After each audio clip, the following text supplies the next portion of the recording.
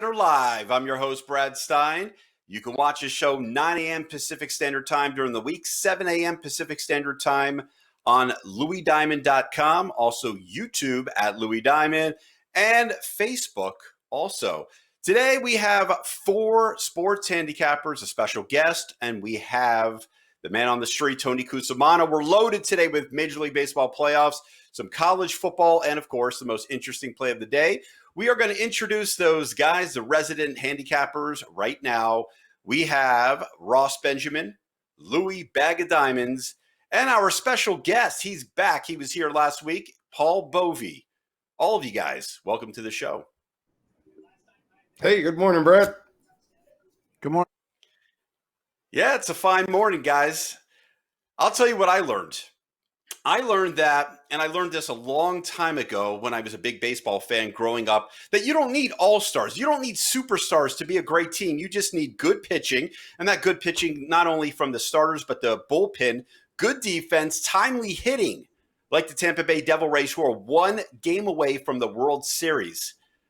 I want to start with Ross Benjamin. What did you learn from yesterday? That Tampa Bay is not a one-trick pony. I mean, if you look at not only what you just alluded to, and I agree with all your points, Brad, but the fact that how many defensive plays did they make yesterday? Defensive gems in the outfield that saved probably 4 to 5 runs. Secondly, I've learned that the Tampa Bay bullpen, as good as they've been, they deserve even more accolades because right now in this series through 3 games, the bullpen has inherited 20 runners, meaning the Tampa Bay bullpen, and they have not allowed one of them to score. Not just earned runs, but they have not allowed anybody to score as far as inheriting 20 runners in this series. So Tampa Bay is a very impressive right now, guys. Yeah, the Houston Astros might be in a little trouble. They're down 3-0. Only one team came back. The 2004 Red Sox, excuse me. Allergies are really bad, Ross, out here in Las Vegas. Excuse me. They had a nice run there during that streak. Boy, oh boy, everybody's in this, I got to feel sorry for everybody on this program and then get picked on at the same time, And we're not done with you yet. Well, oh boy, here comes. I'm glad you could join us, Chipper, by the way. Thank What'd you do? Thank you. Take a shower 5 minutes before again? Exactly. 5 minutes you got after. a shirt tie. Holy cow, man. I'm Shirt and tie, baby. He's got to go see the judge today, huh? You got to go see the judge? No. I can tell you what I learned yesterday, among other things. I learned that neither Chirimbus or the Buffalo Bills are infallible.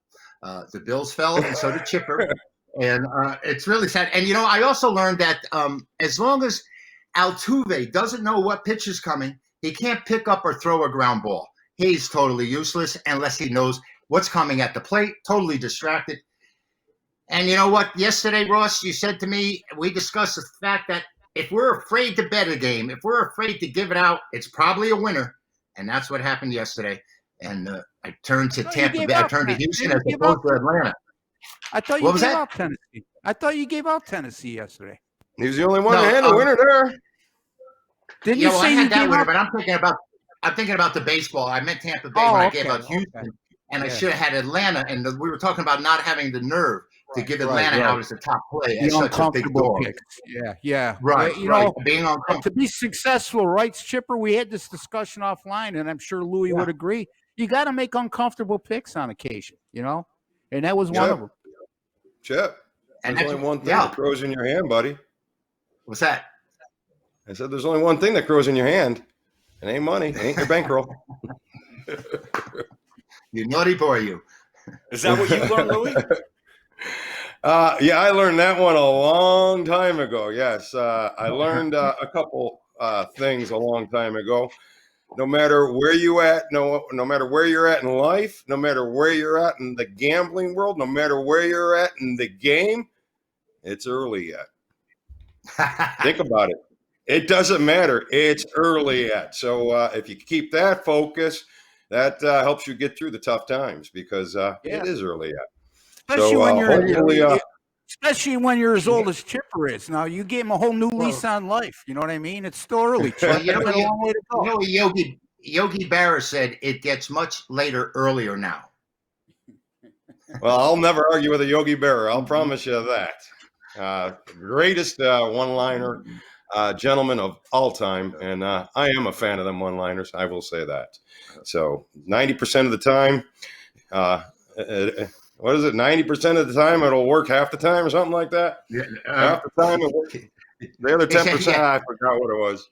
Yeah, 90% of baseball is 50% pitching. Yeah, something like that.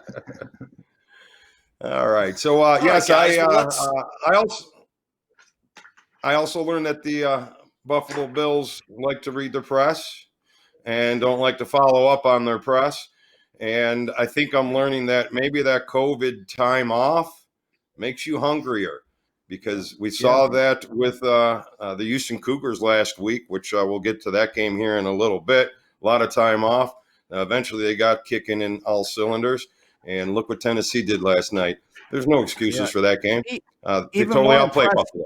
Yeah, I mean, even more impressive than what Houston did is the fact that Tennessee was without 10 players last night and wasn't able to practice. Houston was at least able to practice heading into their game last week. You know, very impressive performance by Tennessee. Yeah, you could say, look, they had 4 touchdown drives that started inside the Buffalo 30, but they earned it. You know, they created 3 turnovers and returned a punt inside the 30. Buffalo wasn't ready to play last night. Tennessee was the better team.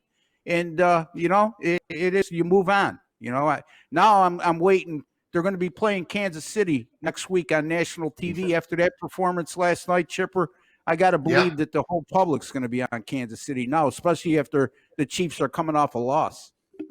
You know, Ross, I think that I mentioned jerking around with the schedule about not knowing where they're going to play, where they're going to be practicing. I think that may have affected the Bills' attitude toward this game. We had talked about that. And I also said that the game before the Kansas City game, one way or another, was going to determine who we would like the following week. With both these teams coming off of losses, is very interesting. I think Buffalo we talked about possibly peeking ahead, but it doesn't matter now. They've got Kansas City up next, and I think they're going to come to play next week. So it's Kansas City. Yeah. Well, I'll tell you, I think we might see the game of the year there.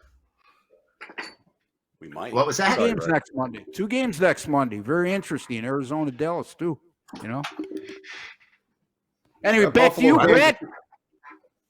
Oh, thank you. I get to speak. I don't want to speak much. I just want to send it to Paul Bovey because he's our special guest, and he has a couple hot football picks that he wants to discuss right now. Paul Bovey, welcome to Better Center Live on YouTube at Louis Diamond, louisdiamond.com, and Facebook. Hello again, and please take it away. I know you have 2 games to talk about. I have 2 games, and I want to thank Ryan Tannehill last night. Titans team total over 23.5 and over 51. Last week, we gave out the Texans over the Jacksonville Jaguars. It was a pretty easy cash, a little struggle going into the fourth quarter, but nonetheless, a 16-point win. We're going to give you 2 more games today, one in college, one in the pro. I'll go to the college game first, where we have Liberty opening up as a 2.5-point favorite over a Syracuse team that's really a phony ball club this year. They lose quarterback DeVito for the year, the leading tackler as well.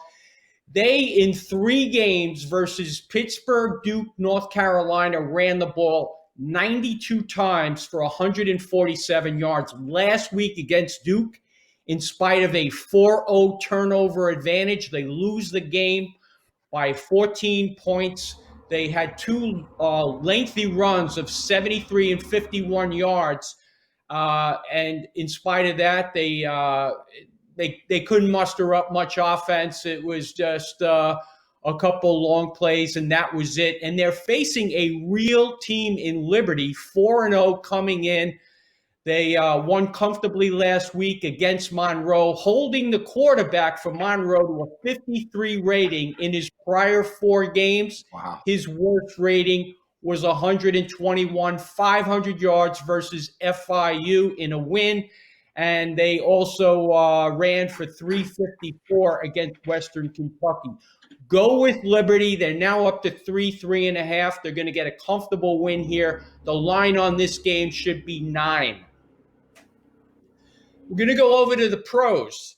And a lot of people drinking that Carolina Kool-Aid off 3 straight wins. I'm not drinking it. I just think they're living in a utopian fantasy world right now. 3 straight wins, very fortunate to have beaten the LA Chargers. But then again, everybody beats the LA Chargers. 4-0 turnover advantage. They beat Arizona comfortably. Mike Davis ran wild on the strength of 2 safeties out for Arizona that game, Buda Baker and Banjo, as well as linebacker Kennard. And then last week, they got to take on a Falcon team that was without Julio Jones, and Todd Gurley, of all running backs, ran for 121 yards. Last time he did that, Lindsey Lohan was relevant. They're taking on a Bears team that I got to tell you, they're rested. They're revitalized with Nick Foles, and the Bears are going to come in on the road, steal this one, take the 3, lay the quarter with the Chicago Bears. Nice. Anyone have any comments? I'm all for that, Lindsay Lohan. If we would have went back to Linda Lovelace, I really would have been concerned. That's a long time ago. Anyway, I like Lindsay. Hey, that was a good line, though. I'll give you that one. Go ahead, Ross. Point, Paul. Andre, by the way, Paul, welcome to the show. You're a fine addition, and some really good comments there. The other point to that is Andre Cisco, the All-American safety for Syracuse, had enough his junior year. He's opting out of the season, and he's to forego his career as an NFL player. So big loss there. 55 tackles last year, Ross. I did take note of that. Yeah, and then his freshman year, he was a first-team All-American. You know, he actually had a drop-off last year. So that's a big loss, and you're right. I mean, you know, Tommy DeVito, to me, a 4-star out of New Jersey. This kid is – me and Chipper talked about this, Paul, vastly underachieved. This Syracuse program right now is a mess. You know, they're supposed to be a high-powered offense with this fast attack under Dino Babers, and they've been the polar opposite of such. So, yeah, I can't disagree. When you see a team like Liberty on the road as a favorite against an ACC opponent, it's got to raise your antennas. Well, that's why you're getting a lot of line value here, because people just don't recognize Liberty as being real at this point. But, you know, you look at that record, 4-0, and there was one soft spot in there, very soft spot. But the other 3 games, in my opinion, they were convincing. When you can rack up 500 yards against FIU, okay, I understand it is FIU, but it's 500 yards and 350 yards against Western Kentucky. That's nothing to sneeze at. I would make the point that this is I don't understand the opening number. I jumped on it, and apparently the market agreed. It's 3.5, but it should be a lot higher. You know, and the other point is head coach Hugh Freeze. This is a guy that was at Ole Miss, had a lot of success there. As a matter of fact, I know he beat Alabama once, it might be even twice, you know, but this guy is a hell of a head coach. The problem in Mississippi is he got into hot water internally. So, again, you can't underestimate that as well. Hey, Ross, you know, yes. You have what we got to look into is Liberty's ATS record since they became FBS. I'm just going off the top of my head, but I'd bet dollars to donuts we're in the mid-60s as far as a cover percentage against the spread. They are way undervalued simply because, you know what, a rookie bettor sits down and sees the board and they say, Syracuse, Liberty? What's that all about? They're going to be betting. They're going to go bet Syracuse just blindly because they don't know of Liberty. But they've done nothing but made money. They had a soft spot last year, I will say that. But over the past 5 years, they've covered tremendously. So I could see why the game has moved. Now it's over the 3.5, and like Paul said, there's still a lot more value in there. This isn't one of those 3.5s that I'm worried about the half point. but I'll try to find my way to get to 3. There's no doubt about that. I gave $1.63 on the money line this morning. I think it's up to $1.65 or so. But, if you want to be safe on this one, just lay the 8 to 5 or whatever it is, and Liberty should coach. Or tie it in with something else. You know me. Teaser. I'll tie a favorite in. Hey, parlay, money line parlay, teaser, stuff like that. Teaser. Yeah. Let's be creative, guys. Got to be a little exotic once in a while. So now, what about now the Bears game? Let me. I'll just touch on that real quick. I was sitting here thinking that, boy, I'm kind of missing the boat on Carolina because I've been going against them and kind of getting spanked a little bit. But it's interesting points that you brought up there, Paul. So I'll use that as defense in my arsenal because I was thinking about pulling a little Carolina trigger, but now you got me a little worried about it. You make some great points. Thank you. And welcome to the show again. Thank you. Great to be here, guys. Chipper. Does anyone have any other comments on Carolina, Chicago? Because Chicago might be the worst one-loss team in the NFL. Maybe. Chipper. Oh, yeah. Where are you, man? What's that tie around your neck? Got your throat closed? No, we're doing something with childcare today. But Liberty's a real football team. I've watched them last week, and they do play a brand of football that's equal to FBS level. So this is their 4th year at this level, and they've really come on. I guess they had done some planning ahead, and it's great to watch. I mean, it's a surprise. I saw them flying to the ball last week and moving the ball, and they look like a real football team to me. Undervalued. Coming up next, guys, Tony Cusimano. He's in Utah. Where is he? Exactly is he? And what is he doing? We'll find out next on Better Center Live on LouisDiamond.com, also Facebook, and, of course, on YouTube at Louis Diamond. Brad Stein here live from Las Vegas. Join us daily for Better Center Live with our professional handicappers, where you get sports information you can bet on. Stop gambling, start winning. Better Center Live. Oh, look at There he him, is. right on the field. Hello. Inside Hello, the stadium, everybody. BYU. Is that a green screen or is that real? An Italian guy in Mormon Is it- country. Watch out. It's real. This is a beautiful country. You see the mountains in the background. I'm at the home of BYU, the Cougars, whom they believe it or not, they face the Cougars of Houston now. But one quick note about infallibility in the Buffalo Bills. I'll tell you, is BYU infallible? They're 4-0. So let's get right to that because number 14 BYU Cougars hit the road today, and they end up in Houston to play the Houston Cougars. So we got Cougars versus Cougars, and I'll tell you who my money's on. It's going to be on the Cougars to win. I'll tell you that right now. Okay, Man. but here's who we got. Well, that's an oldie but a goodie, isn't it? All right, so here's what we got. BYU, they're 4-0. People are saying, well, who have they played? I mean, they beat Navy on the road 55-3. They beat the Troy Trojans 48-7. Louisiana Tech right here 45-14. And then they had a little scare here last week with the University of Texas San Antonio Roadrunners at 27-20. They got out with a victory. So everyone's questioning, are they really for real at 4-0? I tell you, they put some numbers up on the board. They're winning games by an average of 41.3 points.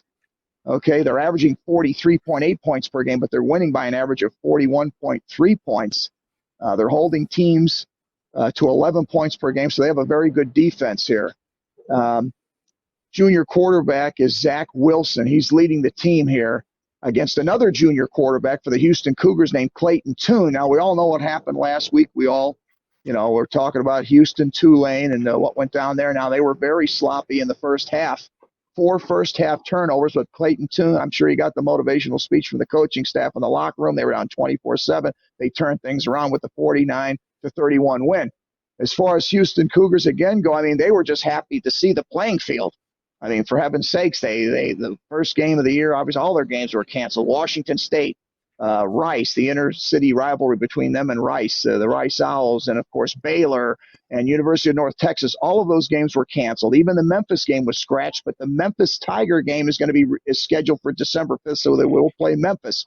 So Houston, what do they have to do to beat this attack of BYU, which BYU, I mean, this kid, Wilson, he's completed 81% of his passes.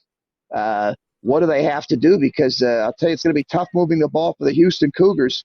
They have a very good pass defense, and BYU holds their opponents so far through 4 games to only 71 yards on the ground. So Houston is going to have their work cut out for them. This is not the Tulane Green Wave. Being at home probably helps. The line here right now is +5 Houston at home and 63.5. Now that line did tick up a little bit. It was at 4.5, and I've seen it a few places at 5.5 here.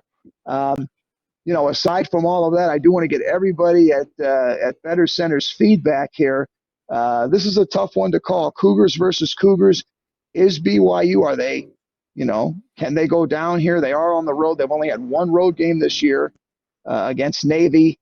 And you guys know me, I'm a points guy. I would have to think that Houston's going to give them everything. This was their tune-up game. Remember, all of the no contact, hardly any practice with these kids, no spring camp, no summer camp. Tell me what you guys think, Louis Bag of Diamonds, Chip, Ross. I'm going to throw it back to the studio, but what do you guys think of Cougars versus Cougars? My money's on the Cougars. Yes, sir. Go grab some grass behind there. I want some BYU grass. Well, I believe it's it's artificial turf. It's turf. It's not real grass. So take the turf. All right. Yeah, Tony, I'm not paying a bill. One other quick note, not that it is really of any, a little bit, but the last 2 times these teams met, 2013 BYU won at Houston 47-46. Then here in 2014, BYU won 33-25. Those are the last 2 meetings of these 2 teams. Both of those went over. Of course, we've got a whole new, obviously rosters on both sides. But, this one here, we got a ranked team, undefeated, 14 BYU. Their schedule is in question, though. But next week they play the Texas State Bobcats right here. Believe it or not, I don't think BYU has another road game other than at Houston. They have a makeup date, which hasn't been set yet with the Army, with the Knights of Army. But I don't know where that game is going to be played yet. It wasn't documented on their schedule. It's a TBA.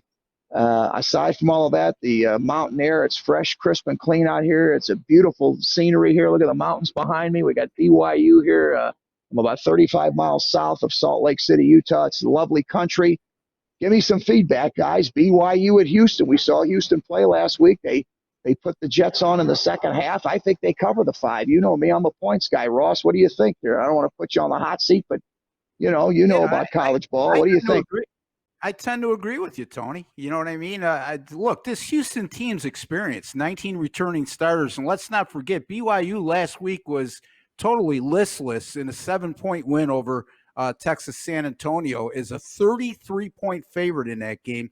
You can't put a lot of stock in that Navy game because it's well documented. The coach from Navy decided there was going to be no contact leading up to that game. And if Houston could look that good after that long a layoff in their opening game, and it took them a while to get their feet under the ground, but they had a hell of a second half against a Tulane team that's not too bad. Not a great team, but they're certainly not terrible. So I tend to agree with you. It's too early for me to make a call right now, even though it's a Friday night game, but I would tend to agree and lean toward the side you just mentioned.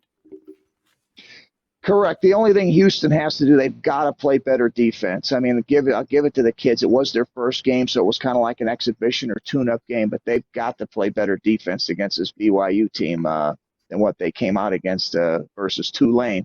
So anyone else? Louis Bag of Diamonds, Brad, Chip. I'll say something here. BYU has an under history on Friday night, 21-8 to the under on their Friday night games, but which goes towards what you were thinking, Coos. But I gotta buck the trend here. I think that the over is probably where I'm going here on Friday night. I think you'll have. BYU offense is. They struggled a little bit last week, but I believe they will put points on the board against this Cougar defense. I'm leaning towards the over for Friday night, and I don't have much else for that right now. But I did notice that if I were to do that, I'm bucking an under trend. Cougars 21-8 to the under on Friday nights. Back to you, Brett. Thank you, Louis Bag Tony? of Diamonds. Chip, do you have anything to say on the Cougar game? Yeah, I do. I'm really not that interested in the game. I'm interested that the game is in Utah, and we've hung a number of 2.5, and that is 2.5 wives. It's not. Cusimano got lost. No, please. Cusimano's lost. The game's not in Utah and BYU in Utah. It's in Houston. Is that BYU? No, the game's at BYU Houston. for that game? BYU is at Houston, but Cusimano got lost, and he's just in Utah. Well, I was going to say that we were looking at the opportunity. Okay. Go ahead, Sorry, Chip. I'm sorry. No, I Chip. said I was setting it. If he was in Utah, I know, it's Cusimano.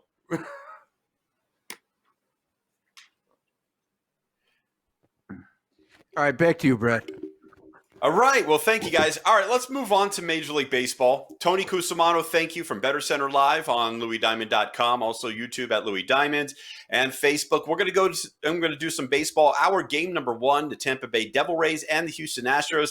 This is game number 3. It might be the final game if there is a sweep. Glasnow is on the line on the mound against Zach Greinke. This opened up Tampa minus 133, currently minus 143 with 8 as the over-under. Ross, are we going to have a sweep here, or is Houston going to get back in this? No, I think we are. I mean, for all the points they're clicking on all cylinders right now, Tampa. They're making their defensive gems in the field. They got power. Their bullpen has just been extremely good since the postseason began, especially in this series. And, this is, I look at this Houston team as being deflated right now. They're squandering scoring chances left and right through the first 3 games. Matter of fact, Brad, they've left 31 men on base over their last 3 games. That's in this first 3 games of the series, I should say. And then you got Glasnow. Tampa Bay is 11-0 in their last 11 when Glasnow is their starter. Yeah, I like Tampa Bay. That's my play tonight in terms of this game in particular. Louis Bag of Diamonds, anything to add or subtract from our game number 1, game number 4? It's pretty obvious that you can't. You go against Glasnow, you're just burning money. So there's no reason to do that, especially in this scenario. They get to get a little more rest if they can close it out here tonight. I say they close it out. Find a way to use them, whether it's in a parlay. But even at $1.40 or $1.45, I think you still got some value with Tampa, without a doubt. All right, thank you, Louis D. Is Chip still here? Got to get that opinion. Chip's here. My opinion on this game is loaded on chipwins.com. 18-5 of Megabuck winners. You want this winner? Log on and buy that game. Thank you, Chip. I'm going to log on as soon as this show is over. But let's go to game number 2, our game number 2, and this is game number 3. Atlanta, those pesky Braves that we talk about with that pitching staff, they're doing a heck of a job. They're up on the Dodgers 2-0. Clayton Kershaw, who knows if he's going to be back next game, but obviously the Dodgers need him back. But here we go. This opened up Dodgers minus 161. Now is currently at minus 186. 9 was the over-under. Currently it is at 10. Chip, you're red hot. Go for it. It's got to be the Dodgers or nobody. I'd be willing to lay the run line on this one. I'm not going to lay the price. I know all the action's coming on the Dodgers. No one expects them to go down 0-3. Series is not over if you've lost the first 2 of a 7-game series. I think LA rebounds tonight. Ross. Yeah, I agree with Chip. I mean, if you're going to make a play on this game, I think you got to go with the run line. Kyle Wright's pitched real well in his last 3 starts, allowing no earned runs. But, to me, he's the weak link. And I think that the Dodgers can get to him. A lot of momentum, even with last night's loss, with that big rally in the 9th. And, Julio Urias, this is the only thing that bothers me, guys, is he has not started a game since September 18th. But a game I'm going to stay away from, but I got to agree with my buddy. If there's a play to be made here, you got to lay the Dodgers on the run line. All right, let's go to our special guest, Paul Bovey. I know you're a football man, but I think you're still here in our little square. Do you have a thought on this game? I don't. I'm going to be honest with you. I'm going to be very frank. I'm a baseball fan, but I'm not a student of the game, so it's just not something I focus on. So it would be unfair for me to give a selection on this game. I'm going to turn my attention this weekend to football, and or I'm already have already turned my attention there, and that's where 90% of my time goes. So I'm going to watch the game today, and I'm going to root for the Dodgers to win. And maybe I'll just follow along and tail one of you guys. That's what I'll probably do. Thank you for the honesty and being frank, Paul Bovey. All right, that goes to Louis Diamond. Do you have anything to add on this game? Yeah, I appreciate that as well, Paul. A little transparency goes a long way, and we try to do what we can to provide the transparency behind the picks. We know, a lot of people have unfavorable opinions towards guys that sell picks, but usually it's because they can't. So, but neither here nor there. My thought on the Dodger game tonight has to be the Dodgers. I can't see them going down 3-0, but man, now you're going against a team that's won 7 straight games. So Dodgers are going to have to break that. So I can't go large with it, but I can feel a little Dodger Tampa parlay here tonight if you want to make yourself a little bit of money. And that'll be my most interesting play of the day.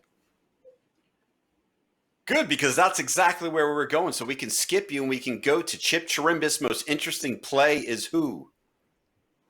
The most interesting play is, although the game is being played in Houston, I will continue with my comment, Tony Cusimano is in Utah. The number 2.5 is the number of wives that he's going to come over or under with when he gets back from Utah. That's it for me.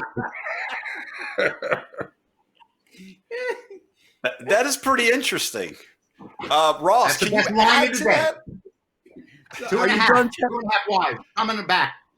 Well, what's your most interesting play? Is that it? Are you done? That must be it. Okay, I can't top that. I can't top that. So anyway, yeah, you know what? I'm just going to go with my Tampa Bay analysis earlier, Brad. Tampa Bay, to me, they're the better team in this series. Their bullpen is clicking on all cylinders. They're making defensive plays left and right. Houston can't hit with guys in scoring position. And, it all points to Tampa. I think that Houston's deflated right now. I think Tampa Bay puts them away tonight. I'll take the Tampa Bay Rays on the money line. All right, my most interesting play is 10-1 odds says that Chip Chirimbus is really Al Michaels, and he's filling in for him coming up on the next football game. That's why he's wearing a shirt and tie, because he really is Al Michaels. So thank you. He's the clone. That's it, doubling. All right, guys, well, thank you from Better Center Live here. We have Louis Bag of Diamonds, of course, Chip Chirimbus, Ross Benjamin, Paul Bovey, our special guest, Tony Cusimano, the man on the street, Eugene, our director and producer, Spotlight Film Productions. Remember, LouisDiamond.com, on YouTube at Louis Diamond, and on Facebook. Have a great day from Better Center Live. I'm Brad. We'll see you tomorrow, 9 a.m. Pacific Standard Time.